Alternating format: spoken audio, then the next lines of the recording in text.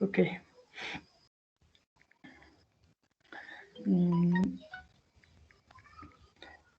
पछाडि केही डिस्टर्बेन्सहरू छ भने यसो म्युट गर है। हस् सर।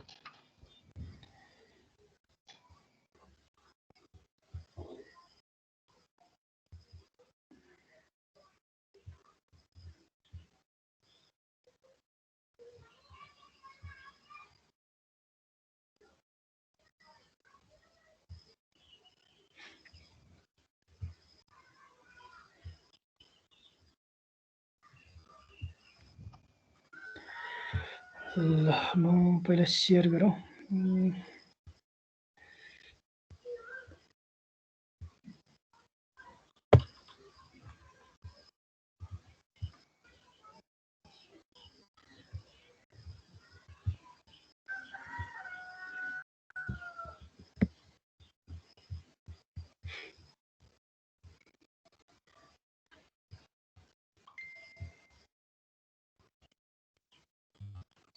ल सेयर भइरहेछ होला होइन?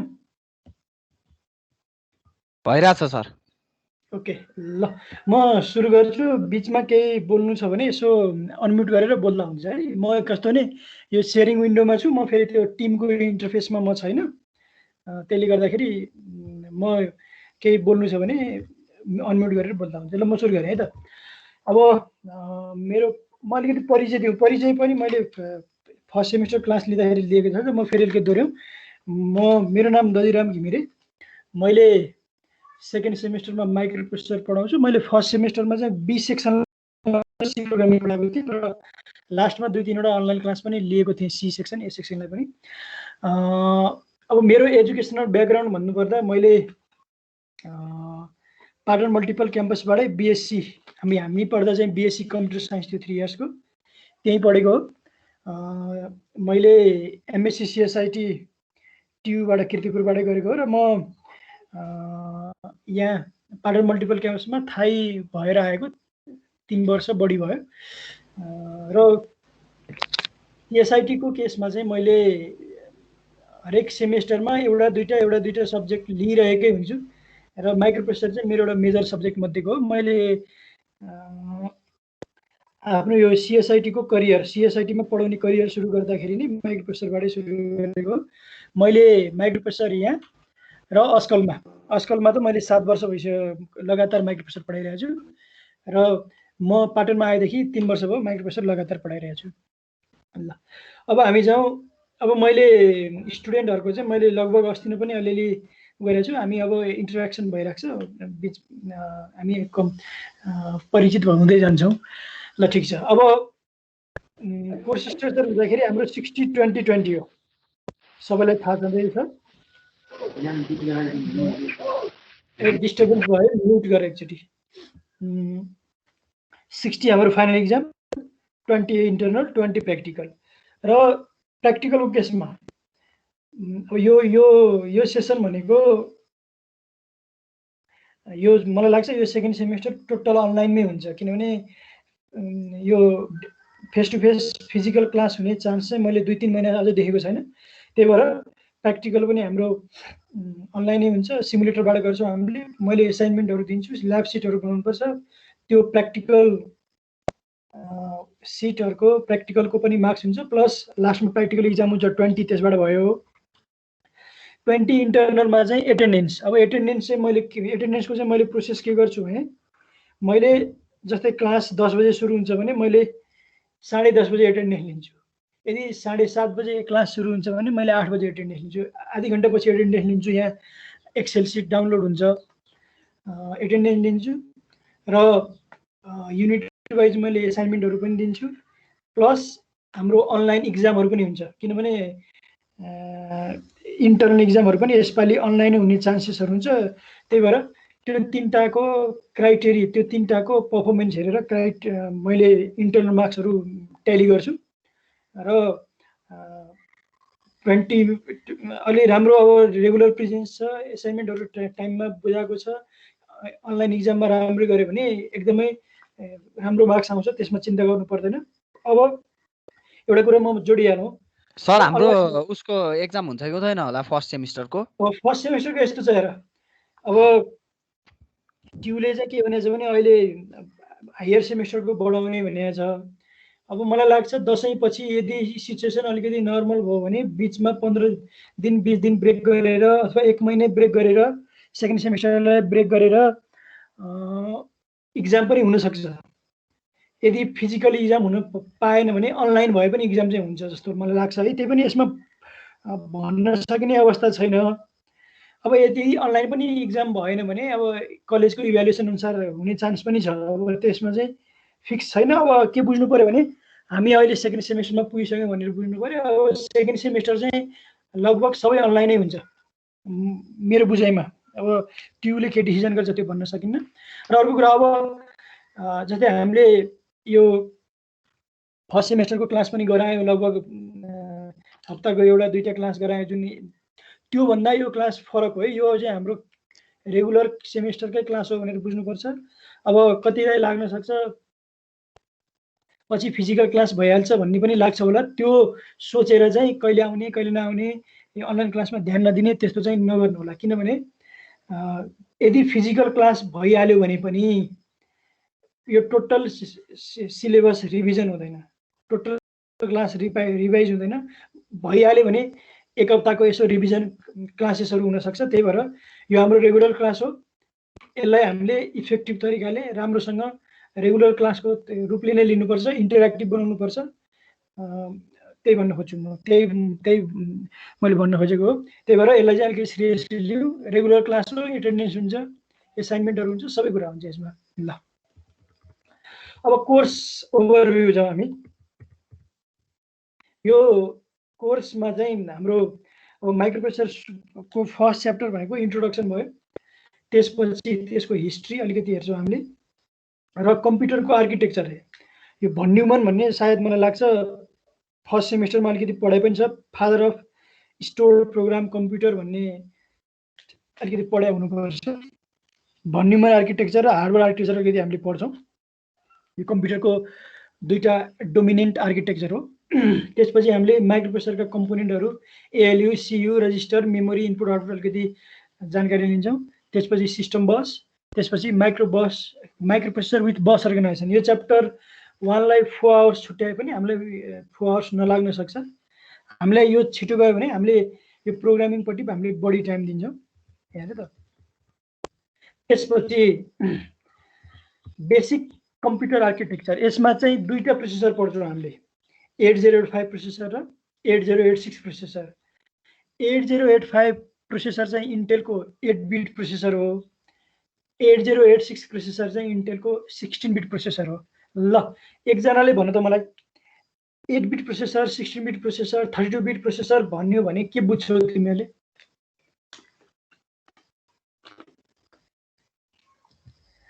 भन्छ नि 8 बिट, के अरे 16 बिट, 32 बिट भनेर हामी भन्छौँ कम्प्युटर। त्यो भनेको के हो त?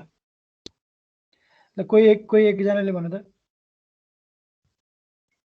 सर त्यो बसबाट कति डेटा फ्लो हुन्छ भनेर बुझाएको हो सर।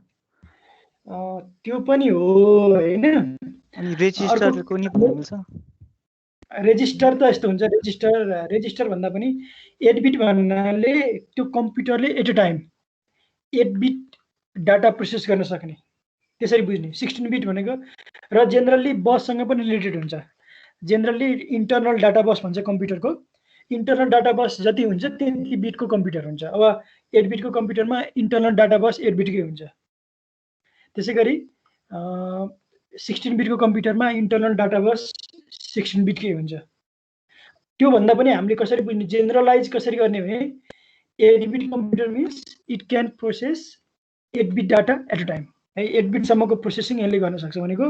8 बिट भन्नाले 2 to the power 8, 0002 to 2 to the power 8 सम्मको प्रोसेसिङ, त्यतिसम्मको अर्थमेटिक अपरेसन चाहिँ गर्न सक्छ। 16 बिट भनेको 0 to 2 to the power 16, 32 bit भनेको 0 टु 2 टु द पावर 13। यो उसमा आइआइटीमा ओल्ड लेन्थ भन्ने छ नि, ओल्ड लेन्थ नै हो त्यो 8 बिट 16 बिट भनेको। ल अब च्याप्टर 1 भनेको जस्ट इन्ट्रोडक्सन भयो। त्यसपछि च्याप्टर 2 भनेको हाम्रो दुईटा प्रोसेसर आर्किटेक्चर पढ्छौँ हामीले। 8085 र 8086 8085 को हामीले हार्डवेयर त्योभित्र भएका रजिस्टर, त्योभित्र भएका फ्ल्याग, एड्रेसिङ मोड, पिन डायग्राम, एड्रेस बस सबै कुरा पढ्छौँ हामीले। त्यसैगरी 8086 चाहिँ अलिकति कम पढ्छौँ। 8086 मा धेरै कुरा छैन, सर्टेन 3-4 टपिक मात्र छ। त्यसपछि युनिट 3 मा हामीले इन्स्ट्रक्सन साइकल पढ्छौँ। इन्स्ट्रक्सन साइकल भनेको चाहिँ अब कम्प्युटरमा हामीले प्रोसेसिङहरू गर्दा अथवा कम्प्युटरले प्रोग्रामहरू एक्जिक्युसन गर्दाखेरि त्यसले इन्टरनल्ली धेरैवटा इन्स्ट्रक्सनहरू चाहिँ एक्जिक्युट गरिरहेको हुन्छ। हो त्यो इन्स्ट्रक्सनहरू एक्जिक्युट गर्दाखेरि हुने अपरेसनहरू, त्यो इन्स्ट्रक्सनहरू एक्जिक्युसन गर्दाखेरि जेनेरेट हुने सिग्नलहरू लाई देखाउने त्यो टाइमिङ डायग्राम भन्छौँ हामी। त्यो टाइमिङ डायग्रामहरू हामीले यसमा बनाउँछौँ यसमा है। यो च्याप्टर 3 मा यसमा चाहिँ 6वटा इन्स्ट्रक्सनको चाहिँ हामीले डिटेलमा पढ्छौँ। त्यो 6वटा इन्स्ट्रक्सन एक्जिक्युट हुँदा चाहिँ के काम हुन्छ, कुन कुन सिग्नल एक्टिभ हुन्छ, कुन कुन इनएक्टिभ हुन्छ, त्यो कुराहरू हेर्छौँ हामीले। त्यसै गरी यही च्याप्टरमा हामीले मेमोरी इन्टरफेसिङ भनेको माइक्रो प्रोसेसरले मेमोरीसँग कम्युनिकेसन गर्ने मेकानिजमहरू पढ्छौँ हामीले। युनिट 4 है, युनिट 4 भनेको धेरै नै इम्पोर्टेन्ट हो। हाम्रो कोर्सको लगभग 25% मार्क्सहरू 10 कुनै 15 मार्क्ससम्म चाहिँ आउन सक्छ थ्योरीमा यो च्याप्टरबाट, युनिट 4 बाट। एसेम्बली ल्याङ्ग्वेज प्रोग्रामिङ धेरै इम्पोर्टेन्ट छ। यसमा चाहिँ हामीले 8085 को प्रोग्रामिङ यस्तो हुन्छ। एसेम्बली ल्याङ्ग्वेज प्रोग्रामिङ चाहिँ रिलेटिभली अलिकति हायर लेभल प्रोग्रामिङ भन्दा हार्ड हुन्छ। जस्तै सी प्रोग्रामिङ हामीले पढ्यौँ। सी प्रोग्रामिङ भनेको इङ्ग्लिसलाई स्ट्रक्चर हुन्छ, रिलेटिभली सजिलो हुन्छ। तर एसेम्बली ल्याङ्ग्वेज भनेको रिलेटिभली है हार्ड भनेको एकदमै गाह्रो होइन। हामीलाई हार्डवेयरको नलेज अलिकति चाहिन्छ, जुन हामीले पहिला त्यही भएर 8085 को हार्डवेयर पढ्छौँ। हार्डवेयर पढिसकेपछि अनिखेरि त्यो हार्डवेयर बुझिसकेपछि त्यो हार्डवेयरमा रन हुने प्रोग्रामहरू चाहिँ लेख्छौँ। प्रोग्रामहरू लेख्नको लागि पहिला हामीलाई इन्स्ट्रक्सनहरू चाहिन्छ। त्यो इन्स्ट्रक्सनहरू पढ्छौँ र यो सिलेबसमा देखिरहेको इन्स्ट्रक्सन चाहिँ हाम्रो सबै पढ्छौँ हामीले। त्यो इन्स्ट्रक्सनहरू युज गरेर हामीले प्रोग्रामहरू लेख्छौँ। एसेम्बली ल्याङ्ग्वेज प्रोग्रामिङमा त्यही हामीले 20-22वटा प्रोग्रामहरू गर्छौँ। त्यति गरिसकेपछि त्यो के भनेको त्यति सेटको प्रोग्रामहरू गरिसकेपछि हामीलाई इक्जाम पोइन्ट अफ भ्यूले त्यही सेटभित्रकै क्वेसनहरू आउने हो। त्यति गाह्रो छैन।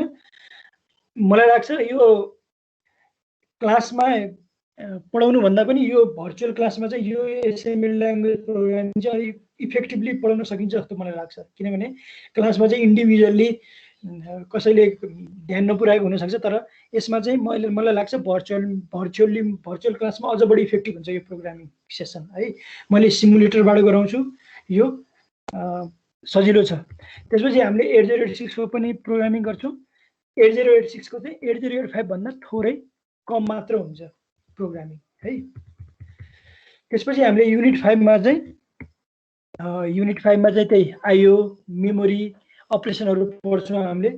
इन्टरप्ट अपरेसनहरू पढ्छौँ। किनभने प्रोसेसर भनेर त्यो प्रोसेसरभित्रको रजिस्टर बसहरू मात्र होइन, प्रोसेसरले प्रोसेसिङ गर्नको लागि इनपुटहरू चाहिन्छ, मेमोरी रिड गर्नुपर्छ, मेमोरी राइटहरू गर्नुपर्छ, इन्टरप्टहरू हुन्छ भनेको प्रोसेसरमा पेरिफेरल हार्डवेयरहरूले चाहिँ सिग्नलिङहरू गरिरहेको हुन्छ।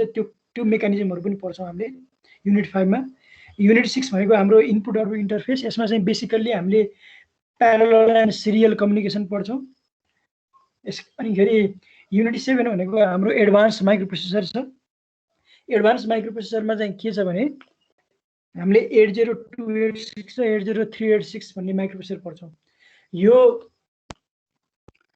286 र 386 भनेको धेरै कुरा चाहिँ 8085 र 8086 मा आइसकेको हुन्छ। तर यसमा नयाँ के छ भने भर्चुअल मेमोरीको कन्सेप्ट छ। त्यो भर्चुअल मेमोरी मल्टिटास्किङको कन्सेप्ट छ। त्यो कुरा चाहिँ मैले यसमा पढाउँछु। यसलाई 9 आवर्स एसाइन गरेको छ। अब यो 9 आवर्स यसमा नलागे पनि यो यसका आवरहरू चाहिँ हाम्रो प्रोग्रामिङमा बढी हामीले स्पेन्ड गर्छौँ। ल यो भयो हाम्रो सिलेबसको ओभरभ्यू। Excuse me sir. हजुर सर, हजुरको आवाज अलिअलि अड्की आइरहेको छ। ए हो, कहिलेकाहीँ यो नेट अनस्टेबल हुनसक्छ कि। यो आजकल यो कस्तो भने आइएसपीहरूकै प्रब्लम हुन्छ कि, त्यही भएर पनि हुन्छ। ठिक छ, त्यो काहीँनिर डिस्टर्बेन्स भयो भने भइहाल्यो, म रिपिट गरिहाल्छु। र युनिट 7 मा 80286 र 80386 छ। यो अलिकति एडभान्स माइक्रोप्रोसेसर हो। यसमा चाहिँ भर्चुअल मेमोरीको कन्सेप्ट छ, त्यो म चाहिँ डिटेलमा जाउँला। यो ल यो भयो हाम्रो सिलेबस मैले त्यो यस्तो छ है, मैले फाइलहरू अपलोड गर्दाखेरि चाहिँ जस्तै माइक्रोप्रोसेसर टिमभित्र च्यानलहरू हुन्छ, च्यानलहरू जेनरल छ एउटा, त्यो सबैको लागि कमन हुन्छ, र प्राइभेट च्यानल एबिसी छ। मैले फाइलहरू सेयर गर्दाखेरि चाहिँ जेनरलमा गर्छु, जेनरलको पोस्ट भन्ने हुन्छ, त्यहाँ पोस्ट फाइल्सहरू हुन्छ, त्यो फाइल्समा गएर हेर्नु। सिलेबस मैले राखिदिइसकेका छु, र आज पढाइसकेपछि मैले हरेक युनिटको नोट्सहरू पनि मैले त्यहीँ राखिदिन्छु, त्यही हुन्छ जेनरलमा है। अब बुकहरू हेर्दाखेरि यसको बुक चाहिँ हाम्रो अब ल्याब भनेको हाम्रो 8085 र 8086 कै प्रोग्रामहरू हो। बुकको केसमा यो टेक्स्ट बुक चाहिँ रमेश गाउँकर भन्ने छ, तर हाम्रो सिलेबसको यसले चाहिँ 60 देखि 65% मात्र कभर गर्छ, सबै पार्ट यसमा छैन। त्यही भएको हुनाले यो बुक किनिरहनु पनि जरुरी छैन, किनभने कलेजले पनि फिजिकल बुक यो लास्ट इयरदेखि नेपाली राइटरको बुक प्रोभाइड गर्न थालेछ। यो वर्ष पनि त्यो कन्टिन्यू हुन्छ, प्लस माइक्रोप्रोसेसरको नोट्सहरू रिसोर्सहरू मसँग सबै छ, त्यो किन्नु जरुरी छैन, म सबै प्रोभाइड गर्छु। अब किनभने हामी सिएसआइटी पढिसकेपछि हामी हार्डवेयरपट्टि जाँदैनौँ, हामी धेरै जस्तो प्रोग्रामिङपट्टि नै जान्छौँ, त्यही भएर यो हार्डवेयरको बुक किनिरहनु जरुरी छैन। र रिफरेन्सको लागि टेक्स्ट बुकको लागि नेटमा पायो भने चाहिँ डाउनलोड गरेर यसो कहिलेकाहीँ हेर्नको लागि हुन्छ है। र हाम्रो क्वेसन्सहरू मोडल क्वेसनहरू यही नै हो, 2टा लङ क्वेसन आउँछ, सर्ट क्वेसन 8वटा गर्नु 9वटा आउँछ, 8वटा गर्नुपर्छ। यो भयो हाम्रो सिलेबस है। अब यो सिलेबस मैले त्यहाँ राखिदिएको छु, त्यो एकचोटि डाउनलोड गरेर हेर्दा हुन्छ। अब म सुरुमा अलिकति इन्ट्रोडक्सन गर्छु है त। यो मैले आज चाहिँ माइक्रोप्रोसेसरको अलिकति इन्ट्रोडक्सन गरेर हिस्ट्रीसम्म मात्र जान्छु, अनि भोलि चाहिँ म त्यो हार्डवेयर के अरे हार्वर्ड आर्किटेक्चर भन न्युमन आर्किटेक्चरमा जान्छु। अब माइक्रोप्रोसेसरको डेफिनेसन हेर है त, यो डिस्प्ले भएको छ है माइक्रोप्रोसेसरको डिस्प्ले युनिट 1 भनेर। Yes sir. ल त्यहाँ हेर, a microprocessor is a multipurpose programmable clock driven register based भनेको छ। म यो 4वटा टर्मिनोलोजीलाई चाहिँ अलिकति फोकस गरौँ है त। ल मलाई एकजनाले भन्छ मल्टिपर्पोज कुन सेन्समा भनेको हो यो?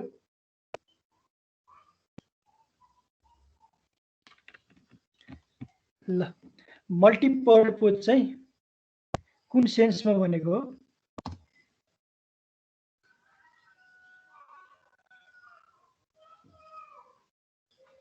सर डिफ्रेन्ट टाइपको प्रोग्राम्सहरू रन गर्न मिल्छ भनेर हो, अलि डिफ्रेन्ट कामहरुको लागि।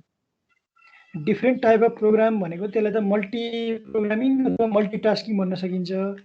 ल मैले अरु कोहीबाट एन्सर लाइक अब एक दुईजनाले भन्नु त मल्टिपर्पजको मिनिङ। एउटा भन्दा धेरै खालको कामहरु गर्नको लागि, जस्तै क्याल्कुलेटरमा पनि युज हुन्छ। हो त्यही नै, क्याल्कुलेटर भन्दा पनि यस्तो धेरै प्रकारको डिभाइसेसहरुमा युज हुन्छ अहिले माइक्रोप्रोसेसर है। हाम्रो कम्प्युटरमा मात्र मोबाइलमा मात्र होइन कि, अब अहिले स्मार्ट डिभाइसेस भन्छ, आईओटी थाहा छ आईओटी भनेको? थाहा भएन सर। आईओटी भन्ने सुनेछ न? आईओटी भने त उसमा पनि पढ्छौ त तिमीले, इन्टरनेट आईआईटी भनेको त फर्स्ट सेमेस्टरमा पनि इन्ट्रोडक्सन टु इन्फर्मेसन टेक्नोलोजीमा पढ्नुपर्ने हो। आईओटी भनेको इन्टरनेट अफ थिङ्स भन्ने सुनेको छैन? सुनेछ सर। हो, इन्टरनेट अफ थिङ्स भनेको चाहिँ कस्तो हो भने त्यो कनेक्टेड डिभाइसेसहरु हो। अब इन्टरनेट अफ थिङ्समा जे पनि पर्न सक्छ, हाम्रो होमको एप्लायन्सेसहरुदेखि लिएर भेहिकलहरु, जस्तै अहिलेको गाडीहरुमा पनि के हुन्छ, प्रोसेसरहरु हुन्छ। मल्टिपर्पज भन्नाले चाहिँ त्यो प्रोसेसर माइक्रोप्रोसेसर चाहिँ सेट अफ रेन्ज अफ डिभाइसेसहरुमा चाहिँ युज गर्न मिल्छ, त्यही भएर मल्टिपर्पज भनेको हो। अब प्रोग्रामेबल त अभियसली हो, किनभने हामीले प्रोग्रामहरु लेखेको प्रोग्रामहरु चाहिँ प्रोसेसरले रन गर्छ। अर्को भनेको क्लक ड्रिभनको केसमा चाहिँ जस्तै हामीले प्रोसेसरहरु किन्दाखेरि त्यहाँ गिगाहर्ज लेखेको हुन्छ, 2.2 गिगाहर्ज अथवा 3 गिगाहर्ज, त्यो भनेको चाहिँ क्लक फ्रिक्वेन्सी हो। भनेको जति फास्ट क्लक फ्रिक्वेन्सी भयो त्यति नै फास्ट प्रोसेसर हुन्छ। र माइक्रोप्रोसेसरको कामहरु चाहिँ केले रेगुलेट गर्छ? क्लकले रेगुलेट गरे हुन्छ, त्यही भएर क्लक ड्रिभन भनेको हो। र रजिस्टर बेस्ड भनेको त्यहाँ एज अ प्रोसेसरभित्र चाहिँ रजिस्टरहरू हुन्छ, मेमोरी युनिटहरू हुन्छ जुन चाहिँ प्रोसेसिङको लागि युज गरिन्छ है। ल म अब चाहिँ भनौँ, microprocessor is a multipurpose programmable clock driven register based electronic device that reads binary instruction from a storage device called memory, accepts binary data as input and process data according to instruction and provide results as output. यही हो simple definition. हामीले कसैले school लेभलमा अथवा +2 मा पनि कम्प्युटरको definition पढेको छ भने यही नै डेफिनेसन हुन्थ्यो। Accepts binary data as input, process data according to the instruction and provide result as input भनेको त्यो एक्चुअल इनपुटले नै प्रोसेसिङ गर्ने र आउटपुट प्रोभाइड गर्ने काम चाहिँ प्रोसेसर माइक्रोप्रोसेसरले गर्ने हो है।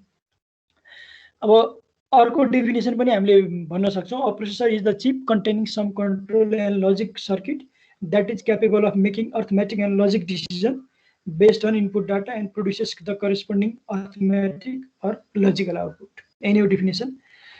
अब एउटा यहाँ ब्लक डायग्राम छ, यसलाई चाहिँ हामी प्रोग्रामेबल मेसिन भनौँ। यसलाई कम्प्युटर भन्न, कम्प्युटर किन नभनेको भने कम्प्युटर इज अल्सो प्रोग्रामेबल और a microprocessor based system is also programmable.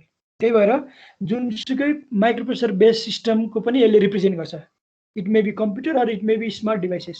र बेसिक कुरा के हुनुपर्छ भने प्रोग्रामेबल डिभाइसेसमा there should be a processor, there should be a IO mechanism and there should be a memory. यति चाहिँ हुनुपर्छ है। ल, a typical programmable machine can be represented with 4 components, microprocessor, memory, input and output. मैले input र output चाहिँ एउटैमै देखाएको छु। As shown is the figure above हुनु पर्यो नि, त्यहाँ बिलो भएको रहेछ, यो ठिकै छ। अब एप्लिकेसन अफ माइक्रोप्रोसेसर, अब यो यति भनिहालौँ अनि म हिस्ट्रीतिर जान्छु। माइक्रोप्रोसेसर दुई प्रकारले हामीले क्लासिफाई गर्छौँ। एउटा चाहिँ रिप्रोग्रामेबल भन्छ। रिप्रोग्रामेबल भनेको चाहिँ हामीले त्यो प्रोसेसरहरूमा चाहिँ त्यो प्रोसेसर भएको सिस्टममा चाहिँ प्रोग्रामहरू जति पनि लेख्न सक्छौँ, जति पनि प्रोग्रामहरू बनाएर त्यसमा रन गर्न सक्छौँ। जस्तै हाम्रो कम्प्युटरहरू, मोबाइल डिभाइसेसहरू भनेको चाहिँ रिप्रोग्रामेबल डिभाइसेस हो, किनभने हामीले जति पनि एप्सहरू, जति पनि सफ्टवेयरहरू बनाएर रन गर्न सक्छौँ त्यो डिभाइसमा। अनि अर्को भनेको चाहिँ इम्बेडेड हुन्छ। इम्बेडेड भनेको चाहिँ त्यस्तो डिभाइसेस हो जसमा चाहिँ प्रोसेसरहरू हुन्छ, तर त्यो प्रोसेसरहरूमा चाहिँ एकचोटि प्रोग्राम गरिसकेपछि हतपत युजरले रिप्रोग्राम गर्न सक्दैन। जस्तै इक्जाम्पलको लागि मोडेम, हाम्रो घरमा राउटरहरू हुन्छ, मोडेमहरू हुन्छ। त्यसै गरी रेफ्रिजिरेटरहरूमा अहिले प्रोसेसर हुन्छ, ओभनहरूमा के अरे यो फ्रिज, वासिङ मेसिनहरूमा प्रोसेसर हुन्छ। त्यो चाहिँ के हुन्छ नि, कम्पनीले एकचोटि प्रोग्राम गरिसकेपछि युजरले प्रोग्राम गर्न सक्दैन। त्यस्ता डिभाइसेसलाई इम्बेडेड पनि भन्छ। र अर्को कुरा, इम्बेडेड डिभाइसेसहरूमा युज गरेको माइक्रोप्रोसेसरलाई चाहिँ माइक्रो कन्ट्रोलर भन्छ है। यो कुरा चाहिँ सम्झिराख्ने। त्यही भएर माइक्रोप्रोसेसर र माइक्रो कन्ट्रोलर भनेको एउटै कुरा हो। तिनीहरूलाई डिफ्रेन्सिएट केले गर्छ according to their use. Microprocessors are used in computers, microcontrollers are used in embedded devices. अब हामी जाउँ evolution of microprocessor. Evolution of microprocessor चाहिँ म यहाँ अर्को फाइलबाट देखाउँछु। आज मैले यति नै यो इभोल्युसनसम्म मात्र पढाउँछु। अब इभोल्युसन अफ माइक्रोप्रोसेसरमा जानुभन्दा म अलिकति थोरै जेनरल इन्फर्मेसन दिएँ, अलिकति नलेजको लागि पनि काम लाग्छ।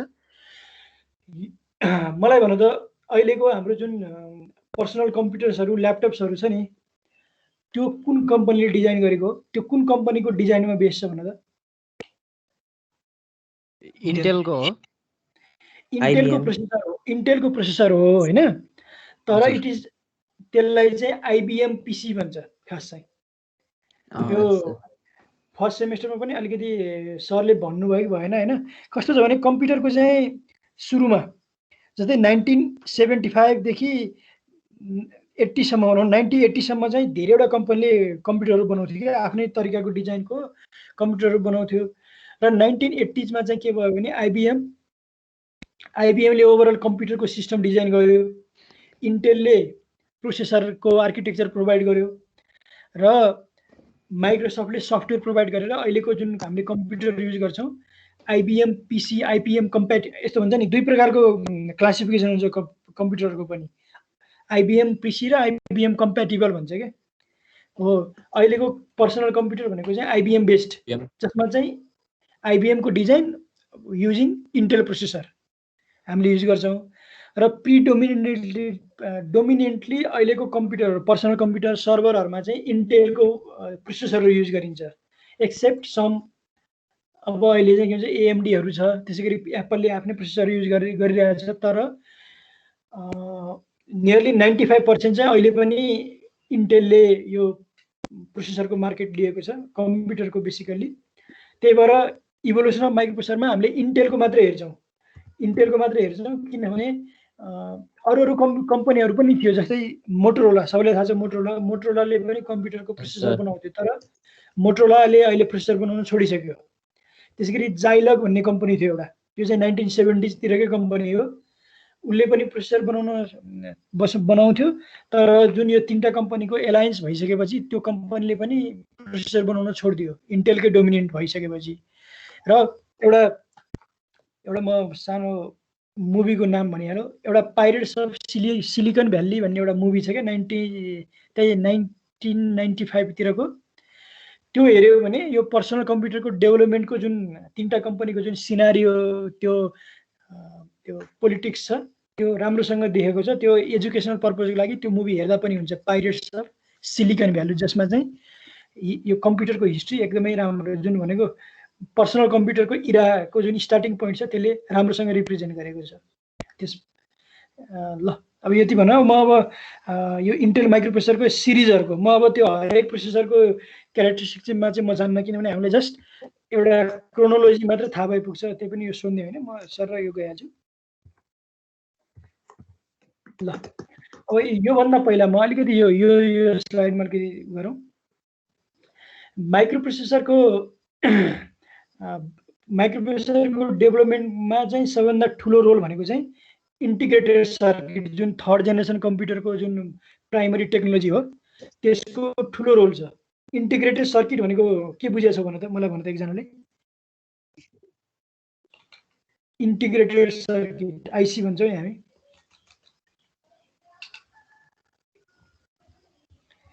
इन्टिग्रेटेड सर्किटलाई म एकजनाको नाम लिउँ है त।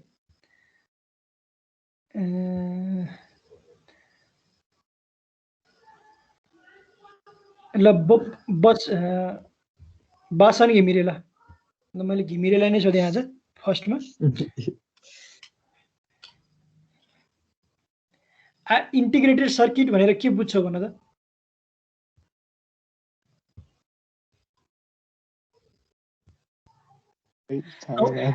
आउँदैन भने म अरूलाई सोध्छु। आउँदैन सर। ल सेम क्वेसन बेनुका ढुङ्गानालाई। र एन्सर दिँदाखेरि भिडियो र अडियो अन गर्ने गर है। म फेस पनि यसो हेरौँ। थाहा भएन? ल कसलाई थाहा छ त? शिशिर भन्ने यही सेक्सन होइन हो के अरे? शिशिर गजुरेल कि घिमिरे सर? ल गजुरेल पहिला।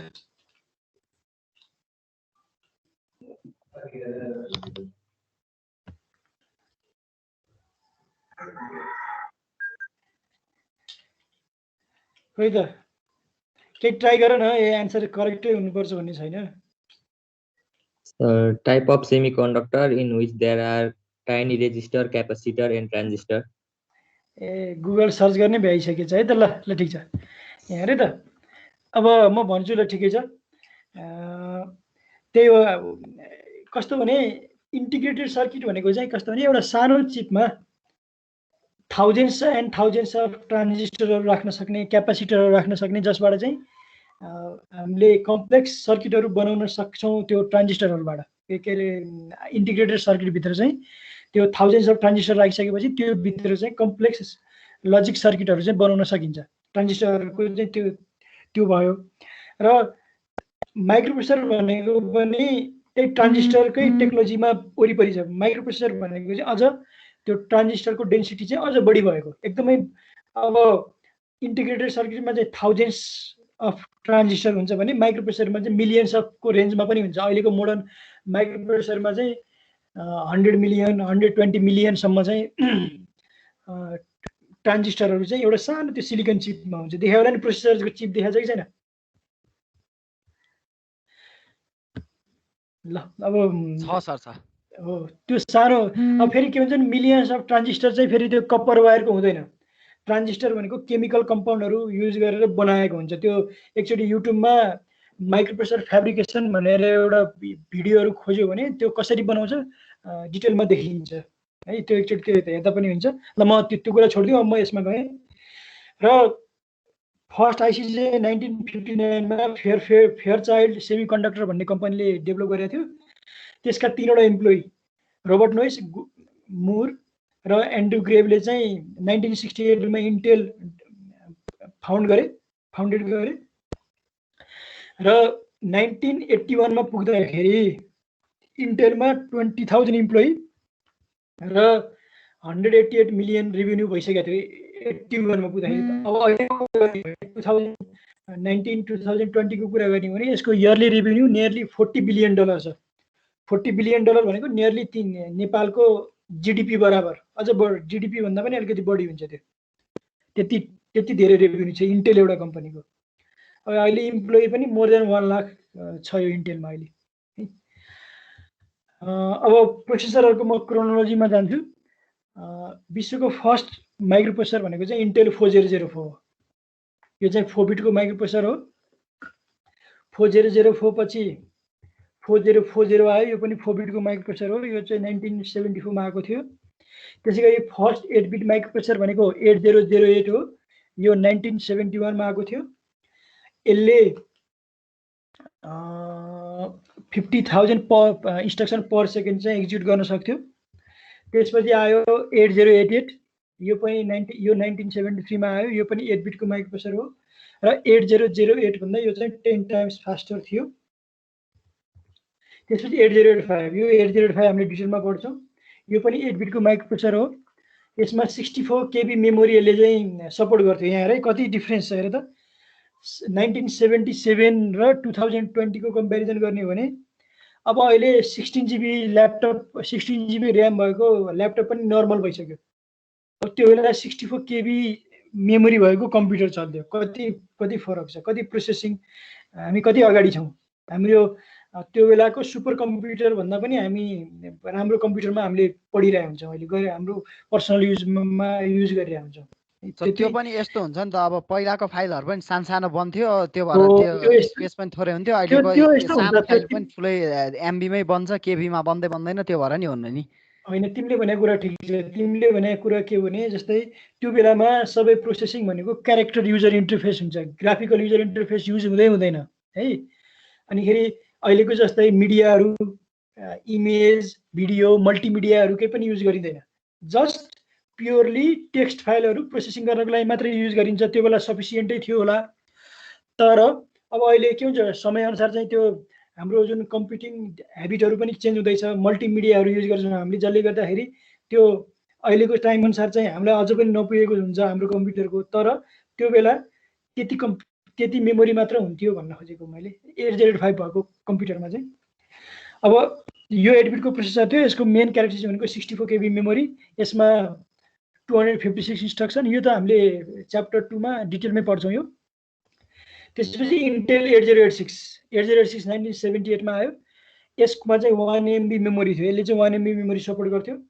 यसले 2.5 मिलियन इन्स्ट्रक्सन पर सेकेन्ड चाहिँ यसले सपोर्ट गर्थ्यो है। त्यसपछि आयो इन्टेल 8088। इन्टेल 8088 भनेको चाहिँ 8086 को मोडिफाइड भर्सन हो। इन्टेल 8086 चाहिँ अलिकति एक्सपेन्सिभ थियो, त्यसलाई अलिकति चिपर भर्सनमा ल्याएको हो 8088। अब यो पछि 8016 र 80188 चाहिँ 16 बिटको माइक्रो प्रोसेसर हो। त्यसै गरी 80286 र 80386 चाहिँ 16 बिटकै माइक्रो प्रोसेसर हो। त्यही गरी 80286 16 बिटको माइक्रो प्रोसेसर, 80386 चाहिँ 32 बिटको माइक्रो प्रोसेसर हो। 32 बिटको माइक्रो प्रोसेसर 386 बाट सुरु भएको हो। यो जुन 186, 286, 386 लाई चाहिँ 80X86 हुन्छ। X भनेको 1 2 3 4 486 सम्म छ यो। हो यसपछि यहाँ हेर त 80486 मा चाहिँ 1.4 मिलियन ट्रान्जिस्टर्स रहेछ। अब अहिले चाहिँ त्यो ट्रान्जिस्टरको नम्बर चाहिँ 100 मिलियनसम्म पुगिसक्यो एउटा माइक्रोप्रोसेसरमा।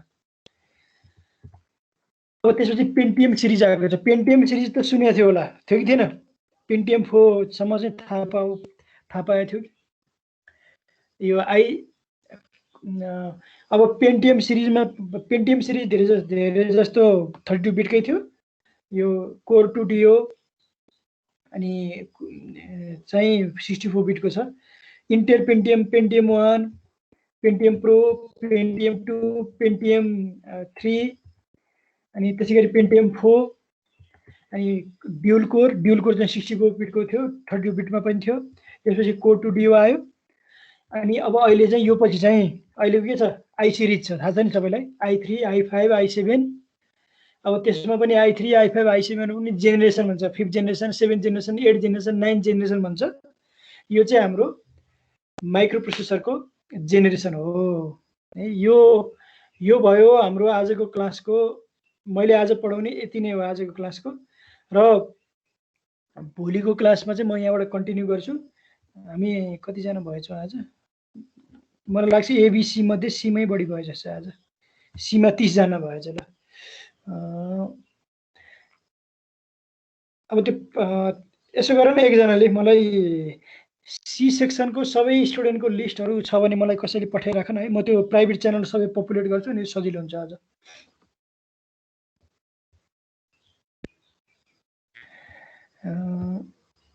शिशिर गजुरेलसँग होला नि सबैको ऊ हो त ल हैन? शिशिर दा, तिमीसँग छ भने मलाई यो सेक्सन